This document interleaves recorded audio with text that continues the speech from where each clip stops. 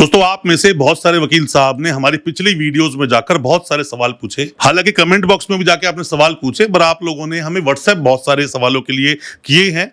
बेहतर होगा कमेंट में पूछेंगे तो और लोगों तक वो सवाल पहुंचेगा, ताकि उस सवाल के अंदर और भी सवाल निकले तो हम उस पर वीडियो लेकर आए।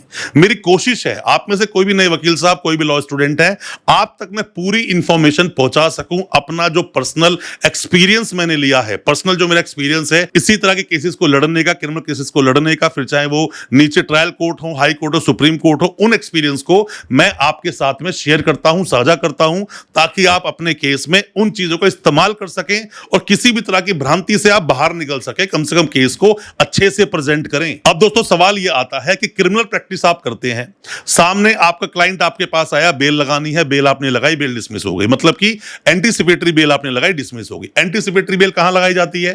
पहली बात तो बताना कमेंट बॉक्स में कि एंटीसिपेटरी बेल किस सेक्शन में लगाई जाती है। एंटीसिपेटरी बेल आपने सेशंस कोर्ट में लगाई, पहले सेशन कोर्ट में लगेगी, उसके बाद आगे जाएगी। ये बेल नीचे मजिस्ट्रेट कोर्ट के पास नहीं लगती है। एंटीसिपेटरी बेल आपने सेशंस कोर्ट बेल लगाई, डिसमिस हो गई, हाई कोर्ट बेल लगाई, डिसमिस हो गई। अब जो क्लाइंट है वो सुप्रीम कोर्ट जाना नहीं चाहता, या फिर सेशंस कोर्ट में बेल लगाई, डिसमिस हो गई। अब आपका क्लाइंट हाई कोर्ट भी जाना नहीं चाहता, दूर पड़ता है। मान लो गुड़गांव का केस है और चंडीगढ़ जाना वो नहीं चाहता, या दूर का केस है और चंडीगढ़ जाना नहीं चाहता। तो ऐसे मामलों के लिए यूपी बहुत बड़ा स्टेट है, यूपी भी बहुत दूर, गुजरात भी बहुत बड़ा स्टेट है, ऐसे जो बड़े बड़े स्टेट हैं, कई बार दूर दराज के लोग हाई कोर्ट जाना नहीं चाहते। अब ऐसे में सवाल यह आता है कि सर हम तो सरेंडर कर रहे हैं। अब आप सरेंडर कर रहे हो तो सरेंडर कहां करोगे? पुलिस के पास करोगे, ताकि पुलिस आपको पकड़े और नई स्टोरी बनाए, नई स्टोरी बनाकर रात भर आपको ढंग से कूटे, सुझा दे आपको और सुबह तक जाके पेश करे। क्या ये छुपी हुई बातें हैं? क्या ऐसा नहीं होता है? बहुत सारे मामलों में ऐसा, सब मामलों की बात नहीं कर रहा हूं, बट मैक्सिमम मामलों में ऐसा होता है। पिटाई तो होती है, जब ढंग से नहीं कुटोगे तो 2 थप्पड़ पड़ जाएंगे, 2 थप्पड़ भी नहीं पड़े, गालियां तो आप सुनोगे। तो ये चीज किसी से छुपी नहीं है। परमवीर सिंह सैनी का जजमेंट आया था, जिसमें कि चप्पे चप्पे पर पुलिस स्टेशन के सीसीटीवी फुटेज होनी चाहिए, सीसीटीवी कैमरे लगे होने चाहिए, और सिर्फ वीडियो नहीं, उसके अंदर आवाज भी आनी चाहिए। इस पर मैंने डिटेल वीडियो बना रखा है। मेरा जो दूसरा चैनल है फाइट फॉर ट्रू, उस पर आप जाकर देख लेना, उसका लिंक नीचे डाल दूंगा। हर एक टॉपिक पर, हर एक एक्ट पर डिटेल में आपको वीडियोस वहां से मिल जाएंगी। अब बात यह आती है सरेंडर कैसे करें। दोस्तों, सरेंडर करने का सबसे अच्छा और सबसे ठीक तरीका मैं मानता हूं, सरेंडर कीजिए कोर्ट में, पुलिस के सामने सरेंडर मत करो, कोर्ट में सरेंडर करो। कोर्ट में सरेंडर करने से 2-3 बेनिफिट्स आपके हो जाएंगे। सबसे पहला बेनिफिट क्या हो जाएगा कि जैसे ही आपने कोर्ट में सरेंडर किया, कम से कम आप पिटोगे, ये तो आउट ऑफ सिलेबस सवाल हो गया, आप पिटोगे नहीं, कम से कम ये क्लियर है। दूसरी बात, बेल के चांस बन जाते हैं, क्योंकि रेगुलर बेल का मतलब कि पहले पुलिस ने आपको इंटेरोगेट कर लिया हो, इन्वेस्टिगेशन हो गई हो, पूछताछ हो गई हो सकता है उस पूछताछ में कुछ निकला ही ना हो, तो आपकी बेल हो सकती है। तीसरा बहुत बड़ा बेनिफिट क्या होता है, कम से कम ये क्लियर होता है कि आप भाग नहीं रहे हो, भागोगे नहीं, और आगे ट्रायल में भी आप आओगे। तो इन चीजों को देखते हुए कई बार जज साहब बिना जेल भेजे भी आपको बेल दे देते हैं। इसलिए बोला जाता है कि कभी भी सरेंडर करना है पुलिस स्टेशन मत जाओ। कम से कम वकील साहब तो ये एडवाइस आपको नहीं करेंगे कि पुलिस के पास जाके सरेंडर दे दो। वो हमेशा आपको यही बात बोलेंगे कि आप कोर्ट में जाइए, सरेंडर कीजिए, हम सरेंडर करवाएंगे। ये उसका पूरा प्रोसेस होता है। तो इन चीजों को आपको फॉलो करना चाहिए। पुलिस स्टेशन में दोस्तों क्या कुछ होता है किसी से कभी छुपा नहीं है। लोगों की पिटाई होती है, गलत तरीके से बात की जाती है, बदतमीजी होती है उन लोगों के साथ में, और आप कुछ बोल नहीं सकते, आप मजबूर हो। आपके वकील साहब को आपसे मिलने का अधिकार है, ये सेक्शंस में तो मेंशन है ही। आप Vihaan Kumar versus state of Haryana का जजमेंट 2025 का डिटेल में अगर आप पढ़ोगे ना, बहुत कुछ आपको नॉलेज मिलेगी, बहुत इंफॉर्मेशन आपको मिलेंगी, और आपको पढ़ना चाहिए। क्योंकि मैं वीडियोस जो लेकर आता हूं वकीलों के लिए, आप लॉ स्टूडेंट्स के लिए, जो भी कोई कानून की जानकारी लेना चाहता है, ये सब वीडियोस उनके लिए मैं बनाता हूं ताकि आप तक पूरी इंफॉर्मेशन पहुंच सके।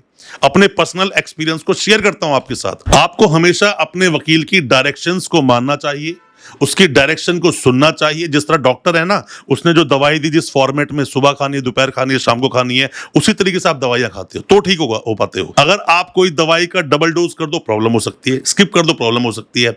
इसी तरह से आपको अपने वकील साहब की बात माननी चाहिए, वो कुछ नहीं होने देंगे आपको, वो सरेंडर भी टाइम से करवा देंगे, हो सकता है बेल भी निकाल के ले आए। तो आपको अपने वकील साहब की बात को मानना पड़ेगा, तभी आपको कोई रेमेडी मिलेगी, तभी आपको जाकर कोई भी सॉल्यूशन मिलेगा। अब दोस्तों होता क्या है, वो बोलते हैं कि सरेंडर होता किस तरह से है, क्या है प्रोसेस। मैं आपको ना सरेंडर की एक बढ़िया एक घटना बताता हूं। पहले दो घटनाएं मैं आपको बताऊंगा।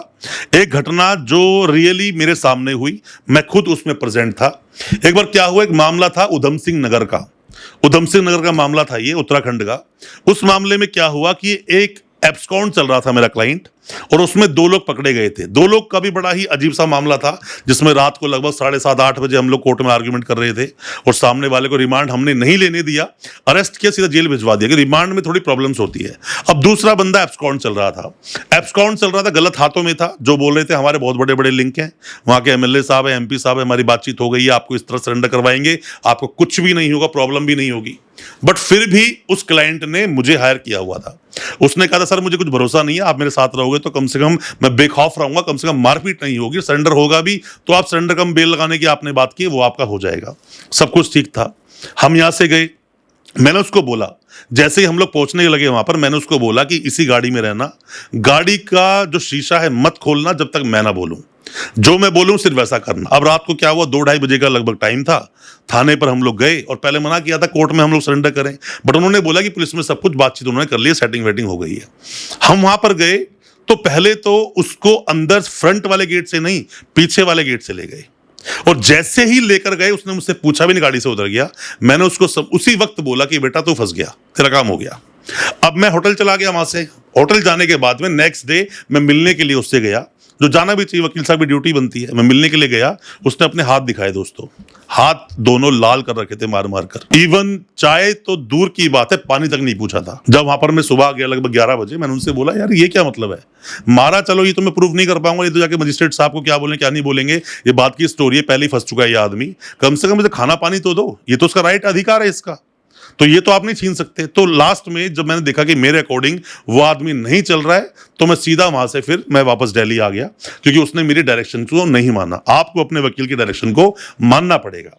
प्रोसेस क्या होता है, प्रोसेस ये होता है कि आपके वकील साहब पहले एक एप्लीकेशन देंगे कोर्ट में कि ये आदमी इस एफआईआर नंबर में, इन सेक्शंस में, इस पुलिस स्टेशन के अंडर ये ऑफेंस दर्ज हुआ है, जिस केस के अंदर की वो फरार है, भगोड़ा हो रखा है, और इसके अंदर 82 की प्रोसीडिंग हालांकि नहीं हुई थी, उसके अंदर 82 की कोई प्रोसीडिंग नहीं हो रखी है। ऐसे में एप्लीकेशन लगाओगे, तो जैसी एप्लीकेशन लगाओगे उस एप्लीकेशन की कॉपी पुलिस स्टेशन के पास भेज जाएगी, क्या ऐसा कुछ है, वो वहां से रिप्लाई देंगे, और जैसे ही रिप्लाई देंगे तो फिर वो जज साहब वहां बोलते हैं हाँ ठीक है आप सरेंडर दे दीजिए, तो वहां अपने क्लाइंट को आप सरेंडर करवा देते हो। उसके बाद में वहां डिसाइड होता है कि उससे पूछताछ करनी है, जेल भेजना है। पूछताछ करनी है, रिमांड मांगते 4-5 दिन का, वहां आपके वकील साहब बहस करेंगे वो तो रिमांड मिलेगा 1-2 दिन का, ऐसा भी होता है। तो 2 दिन का रिमांड मिला, 2 दिन के बाद में वो सीधा लेके आएंगे मजिस्ट्रेट साहब के पास, उसी टाइम बेल पर आर्ग्यूमेंट कर दो। बेल पे आर्ग्यूमेंट कर दोगे तो बेल हो सकती है।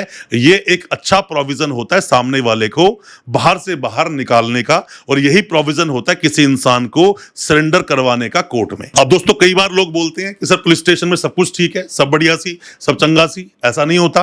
अब जैसे इस आदमी को जाके वो मेरी बिना बात सुनकर अंदर चला गया, वो कह रहा नहीं सब कुछ सेटिंग हो रखी है। दोस्तों बहुत बढ़िया गालिब का एक मुझे शेर याद आ रहा है मुझे यहाँ पर, वो बोलते हैं हम जानते हैं जन्नत की हकीकत गालिब, बट खुश रहने के लिए ये ख्याल अच्छा है। मतलब कि क्या हो रहा है क्या नहीं हो रहा है सब पता है, बस दिल को बहला लो, इसी में बस थोड़ा सा सुकून इंसान को मिल जाता है। क्योंकि जब आप पुलिस स्टेशन में पहुंचते हैं ना, तो वहां पे हवलदार भी अपने आप को एसएचओ समझता है, उस थाने का मालिक समझता है। एक और एक शेर बोलूंगा मैं यहाँ पर, बोलते हैं बना है शाह का मुसाहिब फिरे है इतराता, वरना गालिब इस शहर में तेरी आबरू क्या है। तो दोस्तों ये सब जो बातें जो मैं आपको सिखाता हूं बताता हूं ना, ये मेरा पर्सनल एक्सपीरियंस है, क्योंकि हमने बड़ी मुश्किलों से सीखा, बहुत एफर्ट्स लगाए, बहुत मेहनत की, चीजों को सीखने के बाद में उन चीजों को अप्लाई किया, बहुत पढ़ाई की, जजमेंट्स को पढ़ा, उन सब के बाद में जो अप्लाई किया, जो रिजल्ट निकल के आया, जो जिस्ट निकल के आया, उस चीजों को मैं आपके सामने लाता हूं, ताकि जो नए वकील साहब आ रहे हैं ना, उनको इतनी मेहनत ना करनी पड़े, इतनी मशक्कत ना करनी पड़े, इतना दर दर भटकना ना पड़े, कम से कम चीजें उनको पता हो। आप अगर मेरी बातों से थोड़ा सा भी इत्तेफाक रखते हो, सेटिस्फाई हो, कम से कम वीडियो को ज्यादा से ज्यादा दोस्तों में शेयर करें, ताकि वो भी अपने आप को जानकार बना सके। चैनल को सब्सक्राइब करना बिल्कुल ना भूलें, साथ में लगा बेल आइकन जरूर दबा दें, ताकि इसी तरह की लीगल अवेयरनेस की वीडियोस आप तक पहुंच सके सबसे पहले। बहुत बहुत शुक्रिया और धन्यवाद हमारे इस वीडियो के साथ बने रहने के लिए।